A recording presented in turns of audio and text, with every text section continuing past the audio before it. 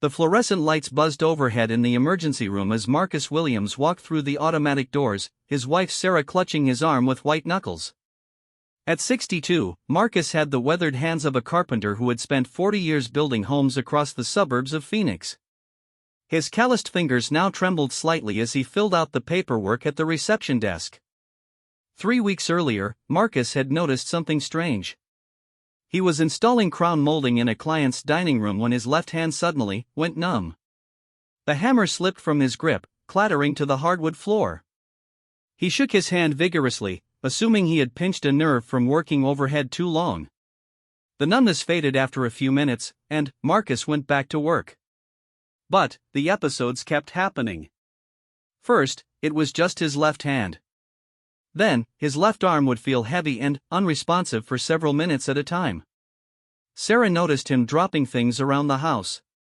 Coffee cups. His reading glasses. Even his favorite wrench from the toolbox he had organized meticulously for decades. Maybe you should see someone about this, Sarah had suggested one evening as they watched the news. Marcus was trying to hold his dinner plate, but his grip kept weakening.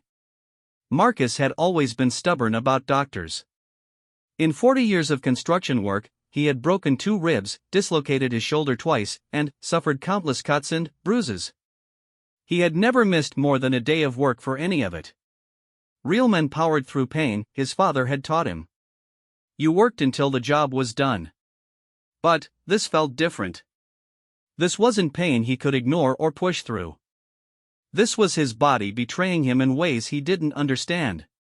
The numbness episodes started lasting longer. Sometimes his entire left side would feel disconnected from his brain, as if he were controlling someone else's body. Marcus would stand in his workshop, staring at tools he had used for decades, unable to remember exactly how to hold them properly. One morning, Marcus woke up and couldn't move his left leg. Sarah found him sitting on the edge of their bed, staring down at his foot with confusion and growing fear. I can see it, he told her quietly. I can feel it's there. But when I tell it to move, nothing happens. Sarah called their family doctor immediately.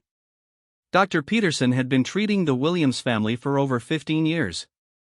He was a calm, methodical man who rarely showed alarm. But when Sarah described Marcus's symptoms over the phone, Dr. Peterson told them to go directly to the hospital emergency room. Don't wait for an appointment, he said firmly. Go now. At the hospital, Marcus sat in the waiting room trying to appear normal. Other patients around them coughed and held ice packs against various injuries. A young mother rocked a crying baby. An elderly man dozed in his wheelchair. Marcus felt out of place among people with obvious, fixable problems. When his name was finally called, a nurse led them to a small examination room with pale green walls and the persistent smell of disinfectant. Marcus climbed onto the paper-covered table, and the crinkling sound seemed unnaturally loud. Dr. Elizabeth Chen entered the room carrying a thick manila folder. She was younger than Marcus had expected, probably in her early 40s, with kind eyes behind wire-rimmed glasses. Her movements were precise and confident as she reviewed his chart. Mr. Williams, I understand you've been experiencing some numbness and weakness on your left side, she began. Can you tell me exactly when this started? Marcus recounted the past 3 weeks in detail. The dropped hammer. The coffee cups. The morning he couldn't move his leg. Dr. Chen listened carefully, occasionally making notes or asking follow-up questions. I need to perform some basic neurological tests, she explained. Nothing painful, just checking how well your nervous system is functioning. The tests seemed simple enough. Dr. Chen asked Marcus to touch his nose with his index finger, then touch her finger, then back to his nose. She had him walk in a straight line across the room. She tested his reflexes with a small rubber hammer, tapping his knees and ankles. With his right side, everything worked perfectly. His reflexes were quick and strong. His coordination was excellent. But when Dr. Chen tested his left side, the differences were stark. His reflexes were sluggish.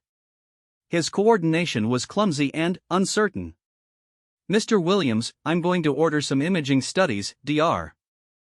Chen said after completing her examination. We need to get a clear picture of what's happening in your brain. The word brain hit Marcus like a physical blow.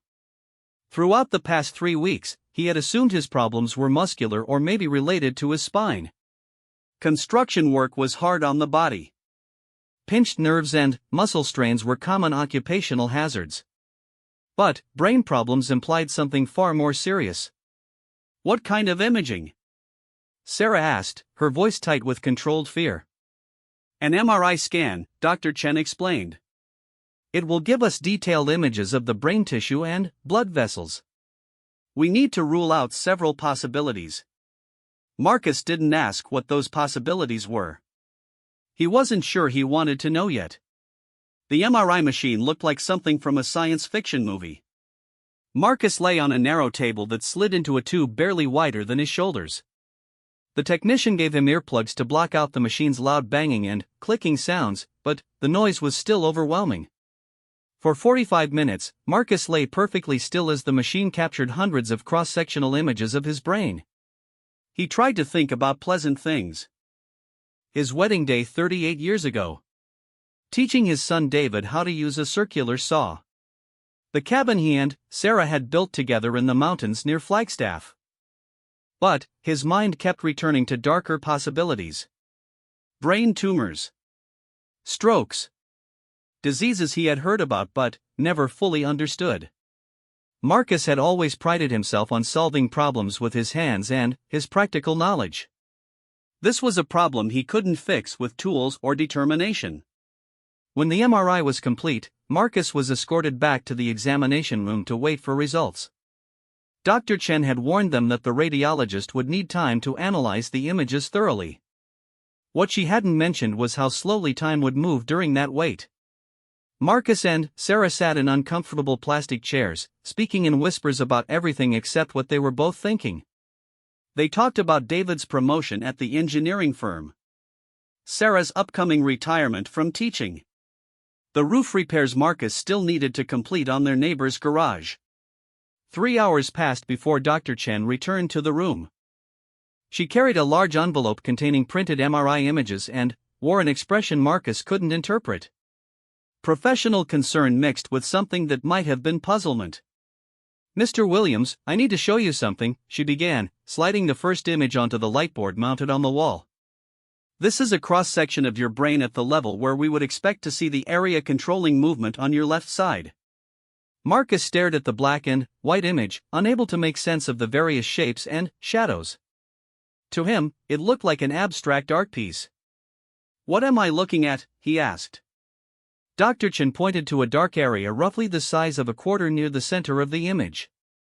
"This region shows significant tissue damage. Based on the pattern and location, you've suffered what we call a right hemisphere stroke. The damaged area controls motor function for the left side of your body." The words seemed to echo in the small room. Stroke. Marcus had always associated strokes with sudden, catastrophic events. People collapsing at work or falling down in their kitchens. He had never imagined a stroke could happen so gradually that someone might not even notice it. "But I never felt anything," Marcus protested. "No pain, no dizziness. I just started dropping things." "That's actually not uncommon," Dr. Chen explained. "Not all strokes announce themselves dramatically. Some develop slowly as blood flow to brain tissue is gradually reduced. We call these silent strokes, and they can cause significant damage before symptoms become obvious." Sarah leaned forward in her chair. "What does this mean for his recovery? Can this be fixed?" Dr. Chen's pause was barely perceptible, but Marcus caught it. In 40 years of dealing with contractors and suppliers, he had learned to read hesitation in people's responses.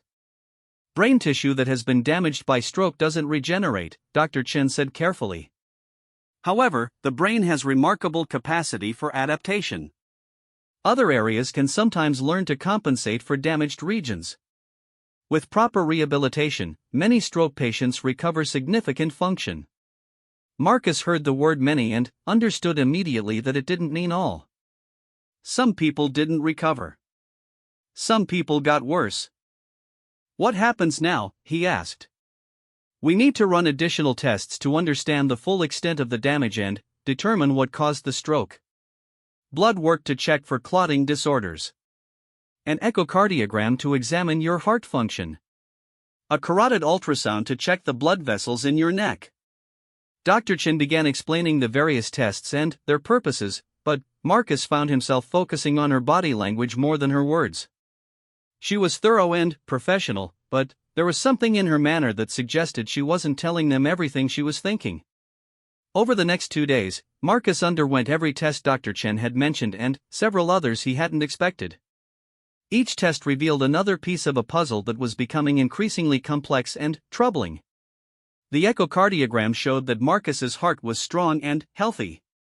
His blood pressure, while slightly elevated, was not dangerously high.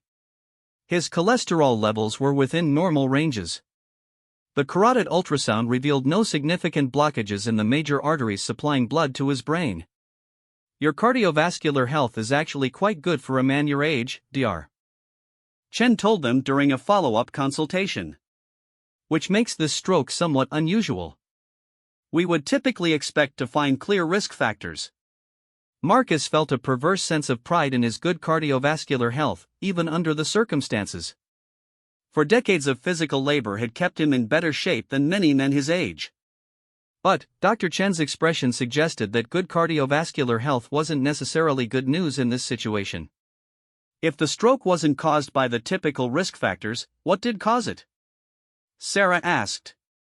"That's what we need to determine," Dr. Chen replied. "Sometimes strokes occur due to less common causes. Blood clotting disorders. Inflammatory conditions. Certain medications or supplements. We're running additional blood tests to check for these possibilities." Marcus spent the next week trying to maintain his normal routine while waiting for test results. He attempted to work on small projects around the house, but his left side weakness made even simple tasks frustrating and dangerous. Installing a new faucet in the guest bathroom took him 6 hours instead of the usual 2. Twice, he had to ask Sarah to help him hold tools steady. The blood test results arrived on a Thursday afternoon. Dr. Chen called personally rather than having a nurse deliver the information. "Mr. Williams, we found something unexpected in your blood work. You have significantly elevated levels of certain inflammatory markers. Combined with some other findings, this suggests you may be dealing with more than just a single stroke event." Marcus felt his stomach drop. "What does that mean?" "I'd like you to come in tomorrow morning. There's a specialist I want you to meet. Dr. Richard Hoffman is a neurologist with extensive experience in cases like yours." Cases like yours. Marcus realized he had become a case rather than simply a man with a clear problem and a straightforward solution. That evening, Marcus sat in his workshop surrounded by tools he was no longer confident he could use safely. Sarah found him there an hour later, staring at his hands as if they belonged to someone else. "Whatever this is, we'll figure it out together," she said, taking his right hand in both of hers. Marcus wanted to believe her. But something in Dr. Chen's voice during that phone call had suggested they were approaching territory where figuring things out might not be enough. Dr. Richard Hoffman's office felt different from the sterile hospital rooms Marcus had grown accustomed to over the past week. Bookshelves lined the walls, filled with thick medical textbooks and journals. A large window overlooked the hospital's courtyard garden, where a few early spring flowers were beginning to bloom despite the March chill. Dr. Hoffman was older than Dr. Chen, probably in his late 50s, with gray hair and the confident demeanor of someone who had seen thousands of complex cases. He reviewed Marcus's file thoroughly before speaking, occasionally glancing up to observe Marcus's posture and movements. "Mr. Williams, Dr. Chen has shared your test results with me, and I've reviewed all of your imaging studies," Dr. Hoffman began. "Your case presents some unusual features that require further investigation." Marcus had learned to brace himself when doctors used words like unusual and further investigation. "The stroke damage we can see clearly on your MRI is consistent with your left side symptoms," Dr. Hoffman continued. "However, your blood work shows inflammatory markers that are significantly higher than we would expect from a single stroke event. This suggests ongoing inflammation in your nervous system. Sarah shifted uncomfortably in her chair. What causes that kind of inflammation? Several possibilities, Dr. Hoffman replied. Some autoimmune conditions can cause inflammation that affects blood vessels in the brain, leading to stroke-like symptoms. Certain infections can also trigger similar inflammatory responses. And there are some rare conditions that can cause progressive damage to brain tissue. The word progressive sent a chill through Marcus. Progressive meant getting worse over time. I need to perform some additional neurological tests, Dr. Hoffman explained. More detailed than what you've had so far. These will help us understand exactly which parts of your nervous system are affected and how severely. The neurological examination lasted over 2 hours. Dr. Hoffman tested Marcus's strength, coordination, reflexes, and sensory responses with methodical precision. He had Marcus perform complex tasks that revealed subtle deficits Marcus hadn't even noticed. When asked to draw a clock face, Marcus's attempt looked lopsided and distorted. Simple math problems that should have been automatic took him much longer than usual to solve. Following a moving object with his eyes caused unexpected difficulty on his left side. Mr. Williams, your symptoms extend beyond what we would typically see from the stroke damage visible on your MRI, Dr. Hoffman said after completing the examination. This supports our suspicion that there's an underlying condition causing ongoing problems. Marcus felt a growing sense of dread. Each test and examination seemed to reveal new problems he hadn't known he had. What kind of underlying condition, he asked. That's what we need to determine. I'm going to order a spinal tap to examine your cerebrospinal fluid. This will tell us if there's active inflammation or infection affecting your central nervous system. A spinal tap. Marcus had heard about those procedures and none of the stories were pleasant. But, at this point, he would submit to any test that might provide answers. The spinal tap was scheduled for the following Monday. Marcus spent the weekend trying to research his symptoms online, but the information he found was either too technical to understand or too frightening to contemplate. Sarah finally made him promise to stop searching medical websites. Let the doctors do their job, she said firmly. Scaring ourselves with internet diagnoses won't help anything.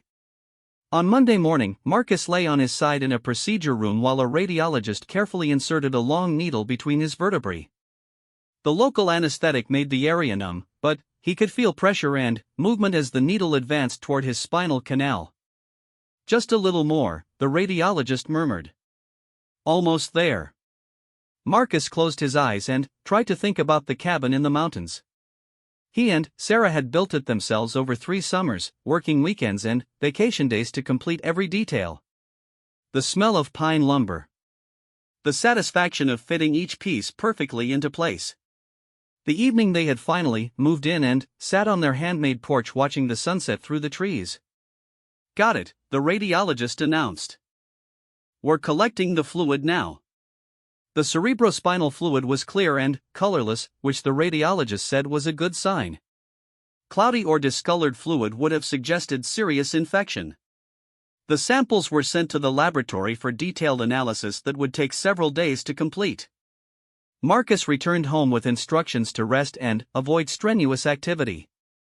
The puncture site was tender, and he developed a mild headache that lasted 2 days. But, worse than the physical discomfort was the waiting. Every phone call might bring news that would change his life forever. The call came on Thursday afternoon. Dr. Hoffman's voice was carefully neutral when he asked Marcus and Sarah to come in the following morning to discuss the results. Can't you just tell me over the phone? Marcus asked. I prefer to discuss these results in person, Dr. Hoffman replied. There's quite a bit to go over. That night, Marcus barely slept. He found himself standing at the bedroom window at 3 a.m, looking out at his neighborhood and wondering if his life was about to change in ways he couldn't imagine. Friday morning arrived gray and drizzly, matching Marcus's mood perfectly. He and Sarah drove to the hospital in unusual silence, both lost in their own thoughts about what they might be about to learn. Dr. Hoffman's expression was serious but not grim as he reviewed a thick folder of test results.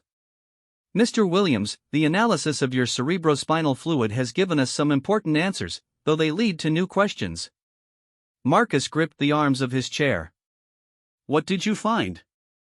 The fluid shows clear evidence of ongoing inflammation in your central nervous system. Specifically, we found elevated levels of certain proteins and antibodies that indicate your immune system is attacking your own brain and spinal cord tissue. The words hung in the air like a physical weight. Marcus's own immune system was attacking his brain. This is what we call an autoimmune neurological condition, Dr. Hoffman continued. Your body's defense system has somehow identified healthy brain tissue as foreign and is attempting to destroy it. Sarah leaned forward. Why would that happen? What causes someone's immune system to turn against them? That's one of the great mysteries in medicine, Dr. Hoffman admitted. Sometimes autoimmune conditions are triggered by infections, environmental exposures, or genetic factors. Often, we never identify a specific cause. The immune system is incredibly complex, and sometimes it simply malfunctions. Marcus tried to process this information. For weeks, he had been hoping for a clear diagnosis that would lead to a straightforward treatment plan. Instead, he was learning about a mysterious condition with unknown causes. What happens now? Marcus asked. How do you treat something like this? The good news is that we have several effective treatments for autoimmune neurological conditions, Dr. Hoffman replied. The goal is to suppress the inappropriate immune response while preserving your body's ability to fight actual infections and diseases. Dr. Hoffman explained the various treatment options. High-dose corticosteroids to reduce inflammation quickly. Immunosuppressive medications to prevent further immune attacks on brain tissue. Plasmapheresis, a procedure that would filter Marcus's blood to remove harmful antibodies. However, Dr. Hoffman continued, I need to be honest with you about something we discovered in your latest MRI. Marcus felt his stomach clench. There was more bad news coming. We performed a second MRI scan yesterday to compare with your initial images from 2 weeks ago. The comparison shows that the inflammation and tissue damage have progressed significantly in a very short time. Dr. Hoffman showed them the side-by-side images. Even Marcus could see the differences. Areas of damage that had been small and isolated 2 weeks earlier now appeared larger and more widespread. This degree of progression is concerning, Dr. Hoffman said quietly. It suggests that the autoimmune process is highly active and aggressive. We need to begin treatment immediately and monitor you very closely. Marcus stared at the brain images, trying to comprehend that he was looking at pictures of his own deteriorating mind. How much worse is this going to get? That depends on how well you respond to treatment, Dr. Hoffman replied. Some patients respond dramatically to immunosuppressive therapy and experience significant improvement. Others stabilize but don't recover lost function. And, unfortunately, some continue to decline despite our best efforts. The brutal honesty was both appreciated and terrifying. Marcus had always preferred straight talk to sugar-coated reassurances, but hearing that he might continue to decline was almost overwhelming. What's the worst-case scenario? Sarah asked, her voice barely above a whisper. Dr. Hoffman was quiet for a long moment. The worst case would be continued progression leading to severe neurological disability. Problems with movement, speech, memory, and cognitive function. In very rare cases, these conditions can be life-threatening. Life-threatening. Marcus had somehow managed to avoid thinking about his condition in those terms, but now the possibility hung in the room like smoke. However, Dr. Hoffman continued more forcefully, we're going to do everything possible to prevent that outcome. We're starting you on high-dose prednisone immediately to control the inflammation. Next week, we'll begin a series of plasmapheresis treatments to remove the antibodies attacking your brain tissue. And we'll add a long-term immunosuppressive medication to prevent future attacks. Marcus felt overwhelmed by the complexity of his treatment plan. Months of medications with serious side effects. Procedures he didn't fully understand. Regular monitoring and testing that would dominate his schedule. Will I be able to work? Marcus asked. The question seemed almost trivial given everything else he was facing, but work had defined his identity for 4 decades. "We'll need to see how you respond to treatment," Dr. Hoffman replied diplomatically. "Physical labor may not be advisable given your coordination and strength issues. But many patients with autoimmune conditions continue working in modified capacities." That evening, Marcus sat in his workshop surrounded by tools he might never use properly again. The prednisone treatment had already begun, and he could feel strange energy coursing through his system. The high-dose steroids made him feel simultaneously wired and exhausted. Sarah found him there after dinner. "The doctors sound optimistic about the treatments," she said, sitting on his workbench.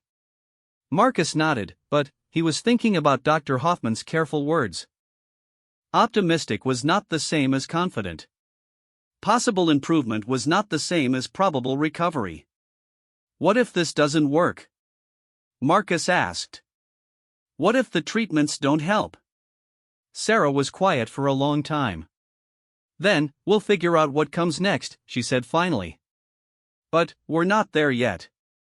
Right now, we focus on getting through the treatments and giving your body the best chance to heal." Marcus wanted to share her determination, but he was already noticing new symptoms that hadn't been there a week earlier. His left leg felt heavier and more unresponsive. Simple tasks like buttoning his shirt were becoming increasingly difficult. And sometimes, words he wanted to say seemed to get lost between his brain and his mouth. The autoimmune condition wasn't waiting patiently for treatment to begin. It was advancing steadily, claiming new territory in his nervous system while doctors prepared their counterattack. Marcus looked around his workshop one more time before turning off the lights. Tomorrow, the real battle would begin. The plasmapheresis center looked more like a comfortable living room than a medical facility. Reclining chairs were arranged in a circle around large windows that offered views of the hospital's healing garden. Marcus settled into his assigned chair, trying not to think about the fact that his blood would soon be circulating through the machine humming quietly beside him. "First time?" asked the woman in the chair next to his.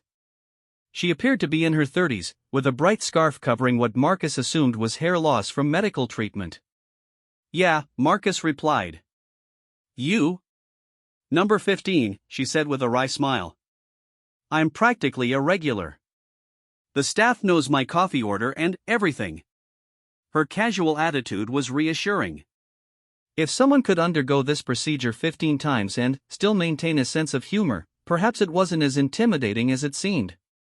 The plasmapheresis technician, a cheerful young man named Kevin, explained the process as he prepared Marcus's arm for the 4 insertion. "We're going to remove your blood, separate out the plasma containing the problematic antibodies, and return the cleaned blood cells back to your body. Each session takes about 3 hours. 3 hours seemed like an eternity, but Marcus had brought books and podcasts to help pass the time. As his blood began flowing through the clear tubing, he tried to read a mystery novel Sarah had chosen for him. However, concentration had become increasingly difficult over the past week. The high-dose prednisone was affecting his mind in unexpected ways. His thoughts felt scattered and hyperactive. Simple decisions, like choosing what to eat for breakfast, seemed overwhelming. And his emotions swung unpredictably from optimism to despair and back again. "The steroids can be rough," Kevin said, noticing Marcus's frustrated expression as he struggled to focus on the same paragraph for the 3rd time. "Most patients say the mental effects are harder to deal with than the physical ones." Marcus nodded, grateful that someone understood what he was experiencing. The prednisone was supposed to be helping him, but it felt like another enemy attacking his ability to think clearly. During his second plasmapheresis session, Marcus met Dr. Angela Rodriguez, a rheumatologist who specialized in autoimmune conditions. Dr. Hoffman had asked her to consult on Marcus's case because of some unusual features in his blood work. "Mr. Williams, I've been reviewing your test results with Dr. Hoffman," Dr. Rodriguez said, pulling up a chair beside his recliner. "We're seeing some patterns that suggest your condition might be part of a broader autoimmune syndrome." Marcus felt his heart rate increase.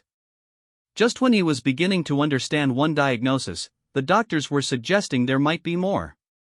"What kind of broader syndrome?" he asked. "Sometimes autoimmune conditions don't occur in isolation," Dr. Rodriguez explained. The same immune system dysfunction that's attacking your brain tissue can also affect other organs. We want to run some additional tests to check your kidneys, liver, and lungs. The prospect of more tests was exhausting, but Marcus was beginning to understand that thorough evaluation was essential for proper treatment. Over the next week, he underwent blood tests, urine analysis, chest X-rays, and pulmonary function testing.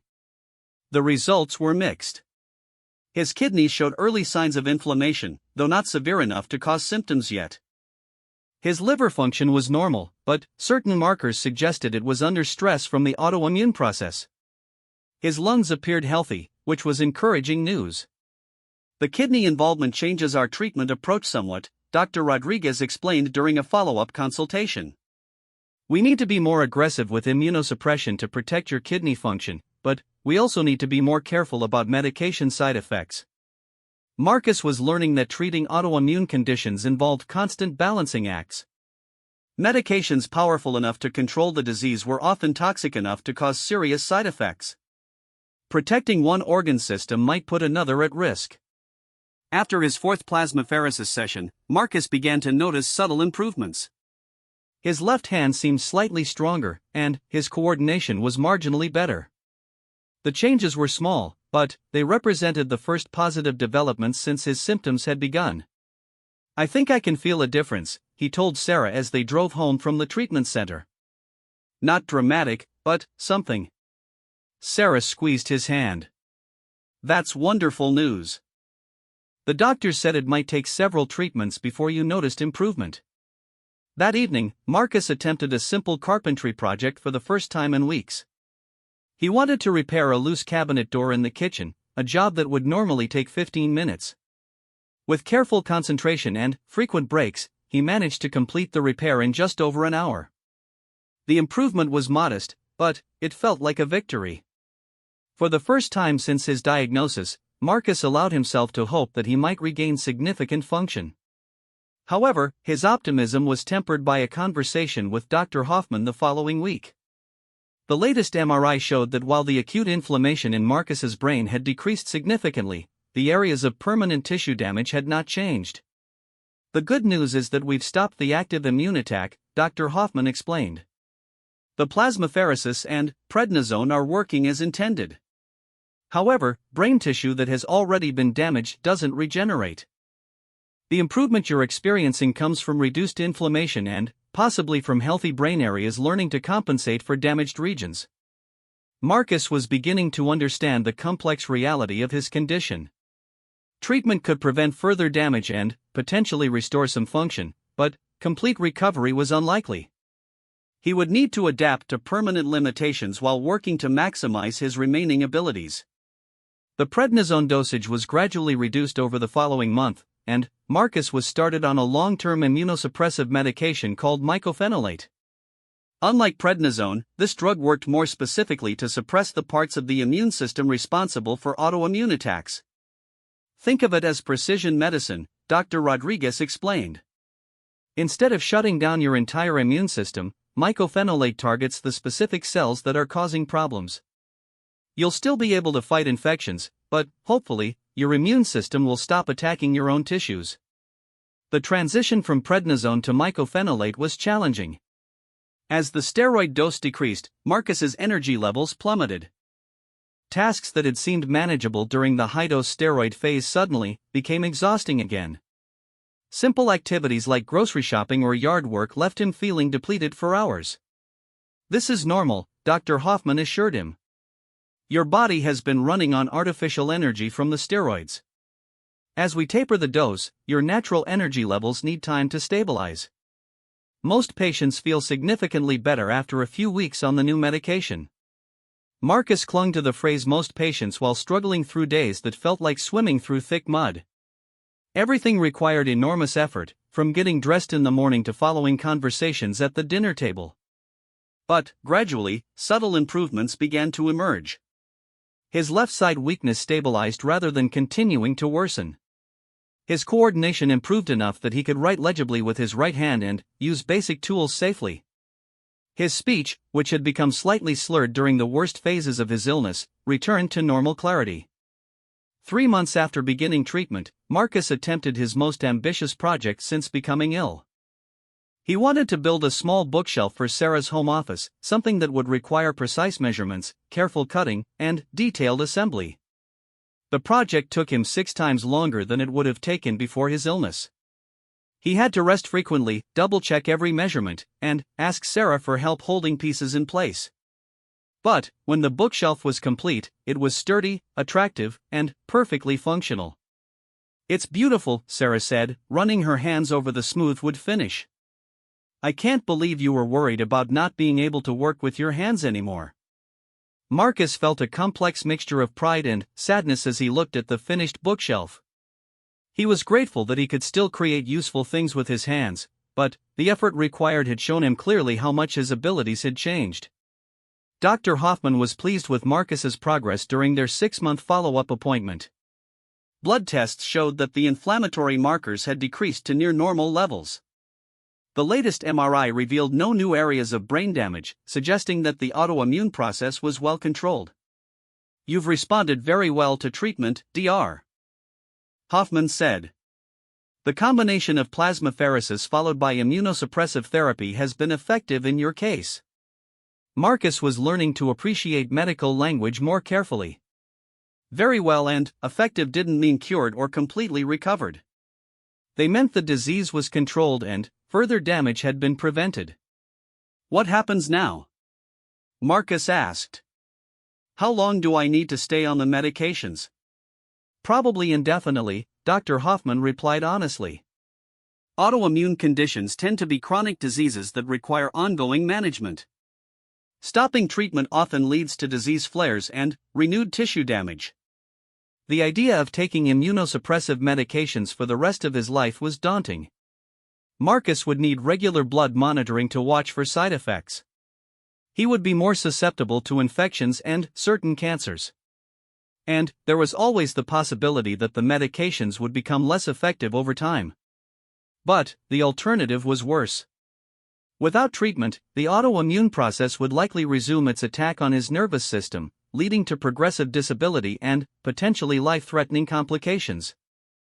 Marcus was also beginning to understand that his illness had changed more than just his physical capabilities. The experience of facing a potentially devastating diagnosis had shifted his perspective on what was truly important. Work remained meaningful to him, but he no longer felt compelled to take on every project or work until exhaustion. Time with Sarah and their son David had become more precious and intentionally focused.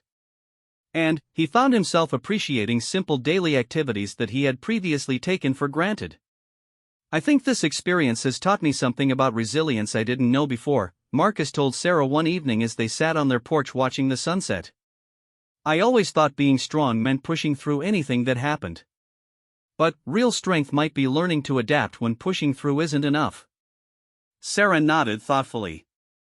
"You've adapted more successfully than I think either of us expected 6 months ago. Remember when you were convinced you'd never be able to work with tools again?" Marcus looked down at his hands.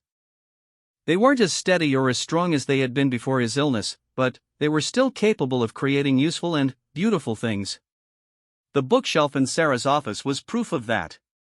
So was the repaired fence gate he had recently completed and the custom cutting board he was crafting as a wedding gift for their neighbor's daughter. The future remained uncertain. Autoimmune conditions were unpredictable, and Marcus might face disease flares or medication complications in the years ahead. But he was learning to live with uncertainty while focusing on what he could control day by day. 2 years after his diagnosis, Marcus Williams stood in the examination room where his medical journey had begun, but everything felt different now. Dr. Chen smiled as she reviewed his latest test results, and, for the first time since they had met, her expression showed genuine satisfaction rather than professional concern. "Your inflammatory markers are completely normal," she announced. "And the MRI shows no new areas of damage.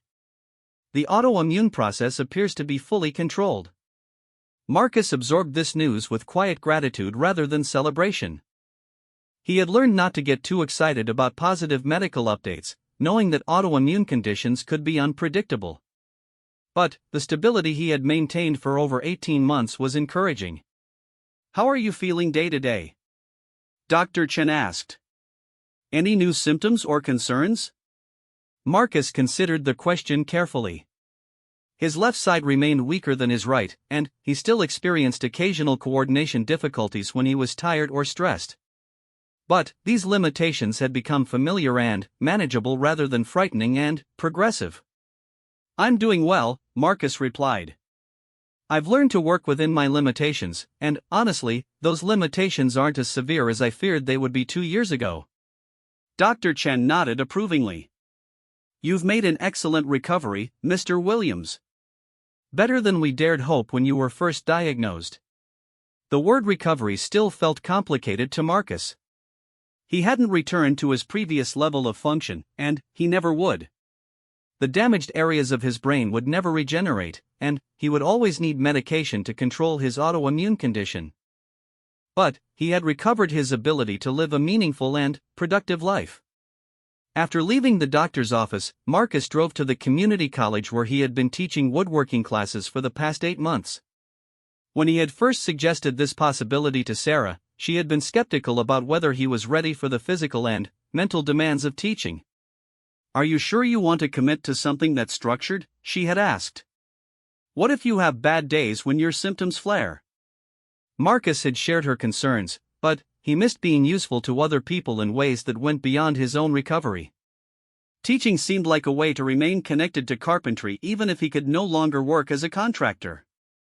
The woodworking shop at the community college was smaller and better organized than the construction sites Marcus was accustomed to, but it felt like coming home. The smell of sawdust, the precise arrangement of tools, the satisfaction of measuring twice and cutting once, all of it reminded him of what he loved most about working with his hands. His first class had been challenging. Explaining techniques that had become automatic after decades of practice required him to think consciously about every step. And demonstrating procedures with his reduced coordination meant he had to be more deliberate and careful than he had ever been as a professional carpenter.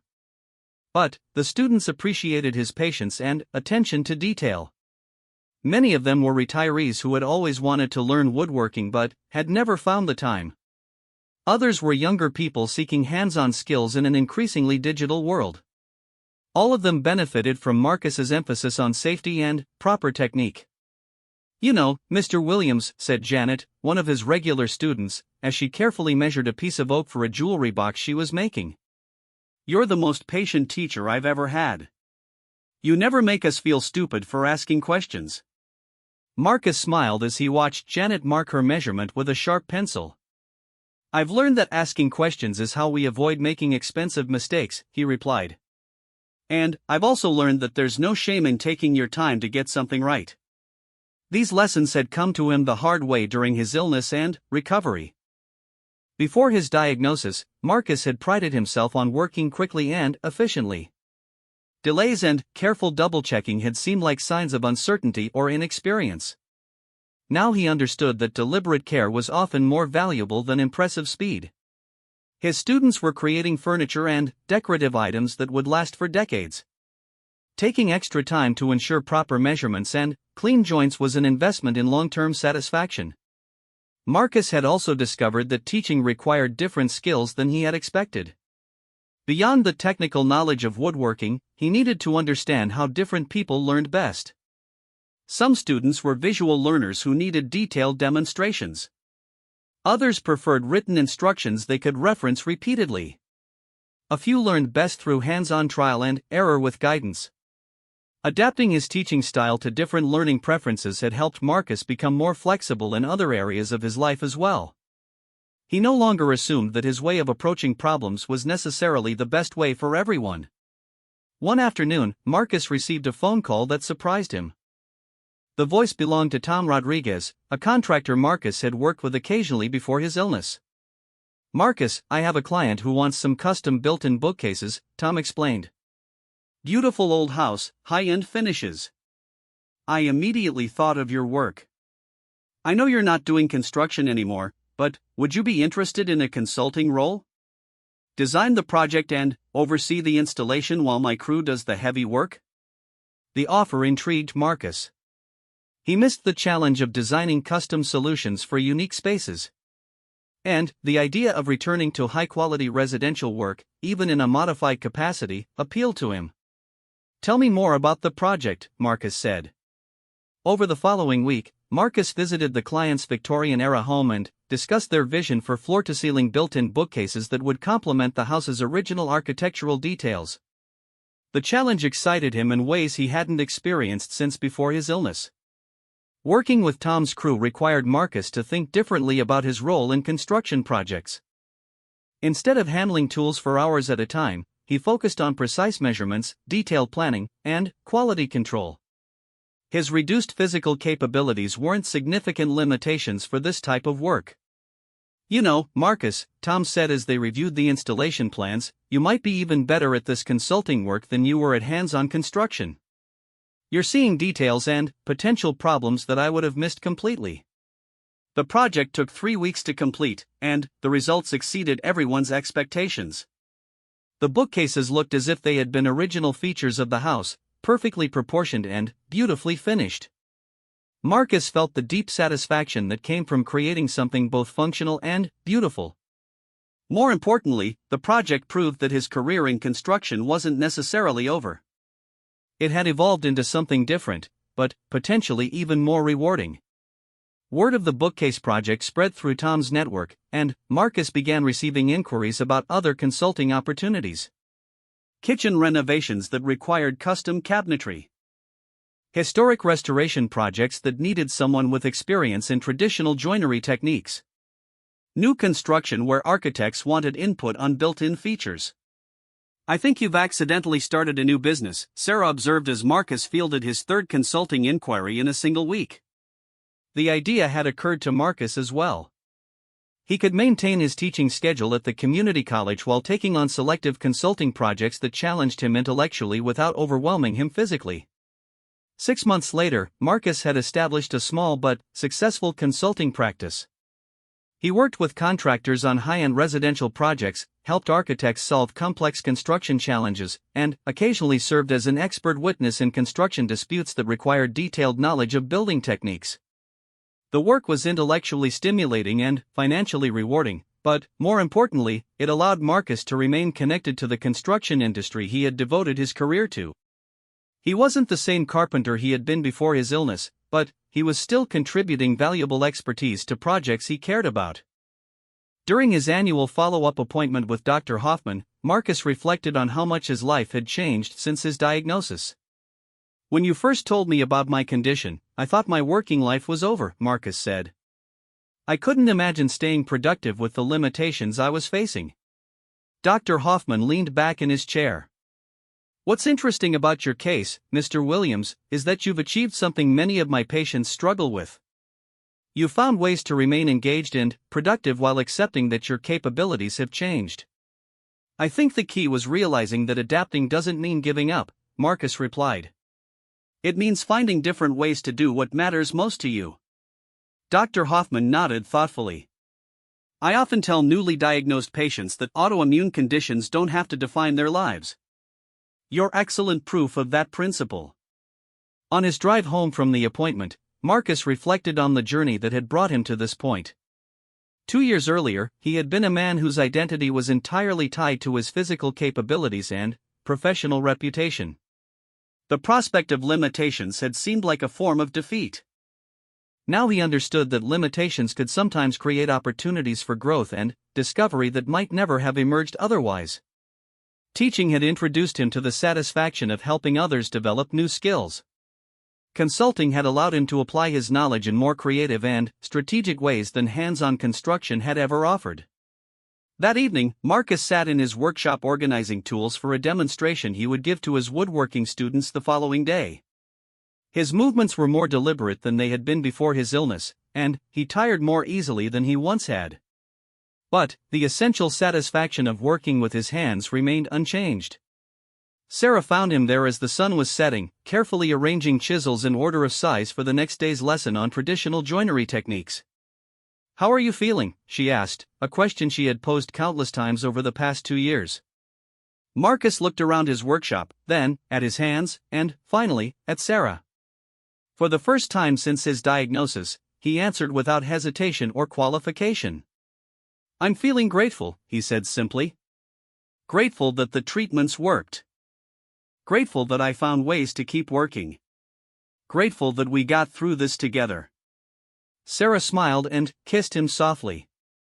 "The doctors feared the worst, but here you are, still standing and grinning." Marcus chuckled at her reference to his persistent optimism throughout the most challenging period of their marriage. "You know, I think that grin might have been the most important treatment of all." As they turned off the workshop lights and headed toward the house, Marcus reflected on the truth of that statement. The medical treatments had controlled his disease and prevented further damage. Physical therapy had helped him adapt to his limitations. But maintaining hope and finding reasons to smile had been essential to rebuilding a life worth living.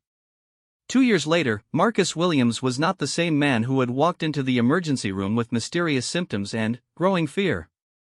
He was someone who had faced a potentially devastating diagnosis and discovered that adaptation could be a form of strength rather than defeat. And he was still standing, still grinning, still finding ways to build useful and beautiful things with his hands.